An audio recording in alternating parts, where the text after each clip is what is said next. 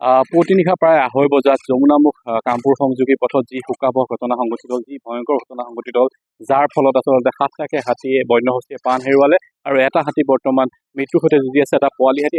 সেই স্থানত মই বৰ্তমান উপস্থিত আছোঁ, যি ৰাজধানী এক্সপ্ৰেছৰ খুন্দাত আচলতে ৭টাকৈ বন্যহস্তীয়ে প্ৰাণ হেৰুৱালে আৰু এটা পোৱালি হাতী বৰ্তমান মৃত্যুৰ সৈতে যুঁজি আছে। দেখুৱাইছোঁ বৰ্তমান এই যি ৰেলপথ, সেই ৰেলপথ খালী কৰাৰ বাবে ৰেল বিভাগে কাম কৰি আছে, যিহেতু ৫টাকৈ ইঞ্জিনসহ ৫টাকৈ ডবাৰে লাইনচ্যুত হৈছিল। লাইনচ্যুত হোৱাৰ পিছতে বৰ্তমান ৰেল বিভাগে এই যি ৰেলপথ মুকলি কৰাৰ বাবে ব্যৱস্থা চলাই আছে, যিহেতু এক ভয়ংকৰ ঘটনা সংঘটিত হ'ল। আচলতে এক কৰুণ আৰু মৰ্মান্তিক ঘটনা, যি ৭টাকৈ বন্যহস্তীয়ে প্ৰাণ হেৰুৱালে। যিহেতু যি পাহাৰৰ পৰা আচলতে নামি আহিছিল খাদ্যৰ সন্ধানত, সেই হাতী যি বন্যহস্তী, ৭টা বন্যহস্তী বৰ্তমান থিতাতে প্ৰাণ হেৰুৱাইছে। আৰু মই ক'ব বিচাৰিছোঁ যে যিহেতু যোৱা এটা মাহ ধৰি কঠীয়াতলী কামপুৰ অঞ্চলত বন্যহস্তীয়ে ত্ৰাসৰ সৃষ্টি কৰি আছিলে, আৰু তাৰ পৰিপ্ৰেক্ষিতত এনেদৰে বৰ্তমান যি এই ঘটনা সংঘটিত হ'ল, সেই ঘটনা এই ৰেলপথ কেতিয়া খালী হ'ব আৰু কেনেদৰে ঘটনাটো ৰেলপথ এতিয়া কাম চলি আছে। যিদৰে আপুনি দেখিবলৈ পাইছে 4টা ডবা বৰ্তমান লাইনচ্যুত আছে। এই ডবাকেইটা পুনৰ ৰিৰেল কৰাৰ কাম চলি আছে আৰু গধূলি প্ৰায় 4টা-5টামান বজালৈকে শেষ কৰিবলৈ আমি চেষ্টা কৰি আছোঁ। আৰু ঘটনাটো আচলতে যোৱাকালি ৰাতি প্ৰায় 2:30মান বজাত চাইৰাং দিল্লী ৰাজধানী এক্সপ্ৰেছ আহি আছিলে এই পথেদি, আৰু তেতিয়া লোক পাইলটে দেখিবলৈ পালে প্ৰায় 100টামান হাতীৰ এটা জাক এইফালেদি পাৰ হৈ গৈ আছিলে। আৰু তাৰপিছত তেওঁ ইমাৰ্জেঞ্চি ব্ৰেক লগাইছিল যদিও মানে স্পীডটো কিছু পৰিমাণে কমাবলৈ সক্ষম হ'ল, আৰু তাৰপিছত কেইটামান এলিফেণ্টৰ লগত ডেচিং হ'ল। আৰু তথাপি মানে সৌভাগ্যপূৰ্ণভাৱে যি যাত্ৰীসকল আছিলে তেওঁলোকক কাৰো একো তেনেধৰণৰ আঘাত বা তেনেধৰণৰ কোনো ডেথ, কোনো কেজুৱেলিটি, কোনো ইঞ্জুৰি একো হোৱা নাই।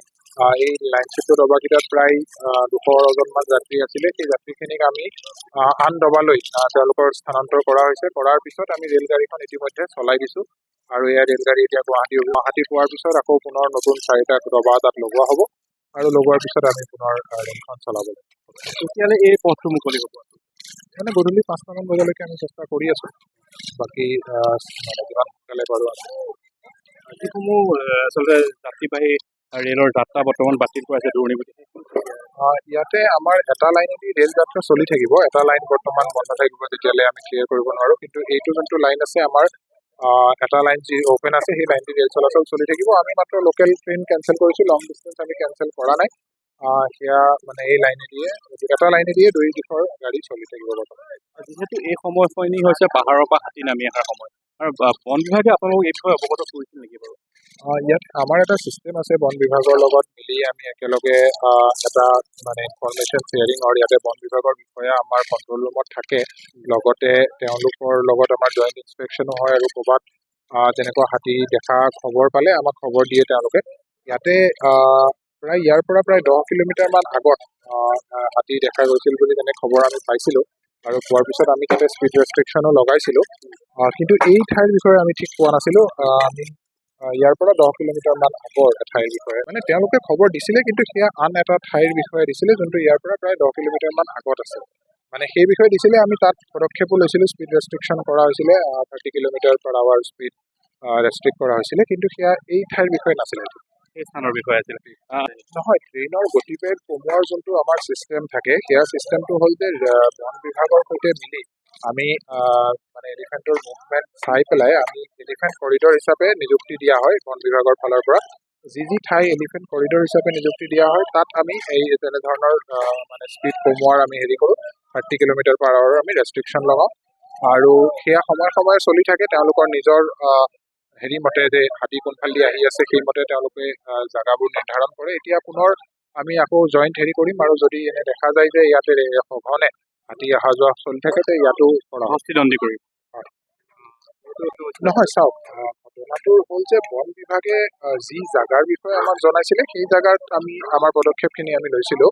এই জাগাৰ বিষয়ে ঠিক আমি খবৰ পোৱা নাছিলোঁ, কিন্তু এই আমাৰ ছিষ্টেমটো আছে। তেওঁলোকৰ লগত মিলি আমি একেলগে আমাৰ জইণ্ট ইনস্পেকশ্যনো হয়, ইনফৰমেশ্যন শ্বেয়াৰিঙৰ ডেইলি হিচাপত আমাৰ ইনফেক্ট জইণ্ট হোৱাটছএপ গ্ৰুপো আছে, য'ত আমাৰ ইনফৰমেশ্যন শ্বেয়াৰ হয় কোনো হাতী অহা যোৱাৰ তেনে। কিন্তু আজি এই সময়ত যে এই জাগাত হাতী আহিব, সেয়া খবৰ আমি বিয়লি ভাগলৈ ৰেলপথ মুকলি কৰা হয়, কাম চলি আছে। বিয়লি ভাগলৈ ৰেলপথ মুকলি কৰা হ'ব। মই দেখুৱাইছোঁ ইয়াৰ সামগ্ৰিক পৰিৱেশ। আচলতে আৰক্ষী সকলো ইয়াত মোতায়েন কৰা হৈছে, আৰু যিহেতু এই ৰেলপথ মুকলিৰ বাবে চেষ্টা অব্যাহত ৰাখিছে। বিয়লি ভাগৰ এই ৰেলপথ মুকলি কৰা হ'ব বুলি ৰেলপথে আমাক জানিবলৈ দিছে। আপুনি বিচৰা বাতৰি পাব কেৱল নিউজ 18 এপত। নিউজ 18 এপ ডাউনলোড কৰিবলৈ স্কেন কৰক এই QR কোড। গুগল প্লে ষ্টৰতো পাব এই নিউজ 18 এপ।